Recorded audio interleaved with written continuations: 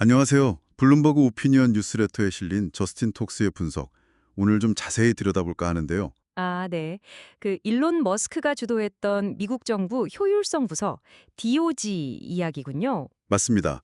처음에는 뭐랄까 예선 절감 약속이 어마어마했잖아요. 네, 그랬죠. 근데 그게 현실에서 어떻게 됐는지, 그리고 어쩌면 이 프로젝트의 진짜 목표는 다른 데 있었던 건 아닌지 좀 파헤쳐 보겠습니다. 좋습니다.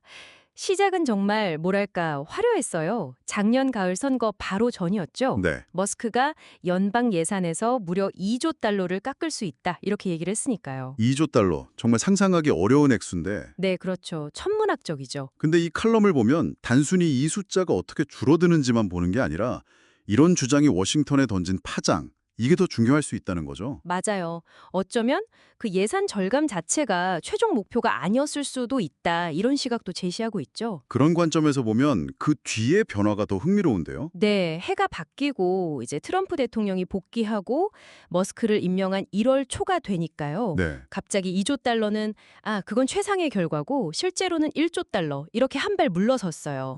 벌써 절반이 줄었네요. 네, 심지어 3월 말에는 시한까지 딱 정해서 5월 말까지 1조 달러 적자 감축하겠다 약속까지 했죠. 구체적인 약속까지 나왔는데, 근데 그 뒤로 어떻게 됐나요? 근데 정말 얼마 안 가서요. 4월 10일이 되니까 예상 절감액이 1,500억 달러로 뚝 떨어졌습니다. 1,500억 달러요. 2조에서 시작해서 정말 엄청나게 줄었네요. 그렇죠. 초기에 비하면 뭐 거의 비교가 안 되는 수준이죠. 이 급격한 변화에 대해서 칼럼은 뭐라고 좀 분석을 하나요? 칼럼이 그 원인을 막 깊게 파고들기보다는 이 예측치가 줄어드는 추세 자체에 좀 주목을 하더라고요. 아, 그 추세선 분석이요? 네, 맞아요. 그러면서 약간은 좀 비꼬는 듯한 재미있는 계산을 내놓죠. 물론 진지한 예측은 아니라고 선을 긋기는 했지만요. 그 머스크 발표 추세를 그래프로 그려보면 5월 21일쯤엔 절감액이 0이 되고 네, 그리고 12월 1일쯤 되면 오히려 적자다, 2조 달러 이상 늘어날 거다, 뭐 이런 식의 가상 시나리오죠. 예측이 얼마나 빠르게 쪼그라들었는지를 보여주는 좀 위트 있는 지적이었던 것 같아요. 정확합니다.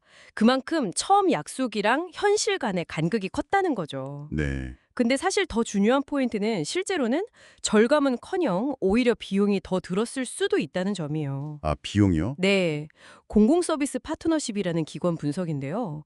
머스크의 방식이 좀 예측 불가능하고 혼란스러웠잖아요. 그렇죠. 워낙 파격적이었죠. 네, 그래서 생산성도 떨어지고 또 해고했던 직원들 다시 고용하고 하는 과정에서 올해만 1,350억 달러 이상의 추가 비용이 발생할 수 있다. 이렇게 추정을 해요. 와, 절감하려다 오히려 1,350억 달러 이상 비용이 더 든다니 이건 정말 예상 밖인데요. 네, 그렇죠. 그럼 실제로 절감된 효과는 거의 없다고 봐야 하나요? 네, 칼럼 결론도 비슷합니다. 직접적인 연간 절감액은 기껏해야 1,500억 달러 미만일 거다. 1,500억 달러 미만? 네, 이게 연방 전체 지출에서 보면 한 2%그 정도 수준에 그칠 가능성이 높다는 거죠. 아, 2%면 재정적인 측면에서만 보면 사실상 뭐 성과가 거의 없다고 봐도 무방하겠네요. 그렇죠. 재정적으로는 거의 실패에 가깝다고 볼 수 있죠. 그럼 여기서 이제 처음 던졌던 질문으로 다시 돌아가게 되네요. 네.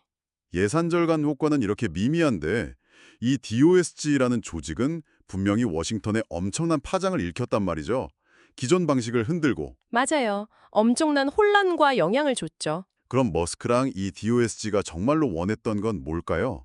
단순히 숫자 줄이기가 아니었다면 혹시 이 혼란 자체가 목적이었을 수도 있을까요? 바로 그 부분이 이 칼럼이 던지는 핵심 질문인 것 같아요. 재정 성과는 미미했지만 그 과정에서 연방정부 시스템이나 워싱턴의 어떤 관성에 큰 충격을 준 건 사실이거든요. 충격요법 같은 거였을까요? 어쩌면요. 예산 절감이라는 그 명분은 사실 정부 시스템을 한번 크게 흔들어 보기 위한 어떤 수단이었을지도 모른다는 거죠. 그렇군요. 결국 이 분석을 보면 DOSG는 활동을 그냥 돈 문제, 성공이냐 실패냐 이렇게만 볼 수는 없다는 거네요. 네, 맞아요.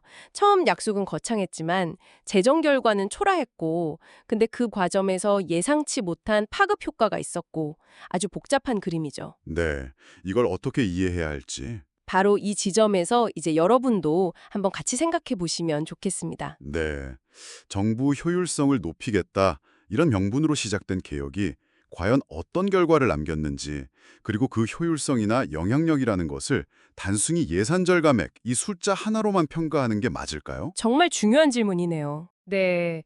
여러분은 이 도지 사례에서 어떤 재정적인 수치를 넘어서는 어떤 점이 가장 중요하다고 생각하시나요? 그 의미를 좀 곱씹어 보는 게 이 분석의 진짜 가치가 아닐까 싶습니다.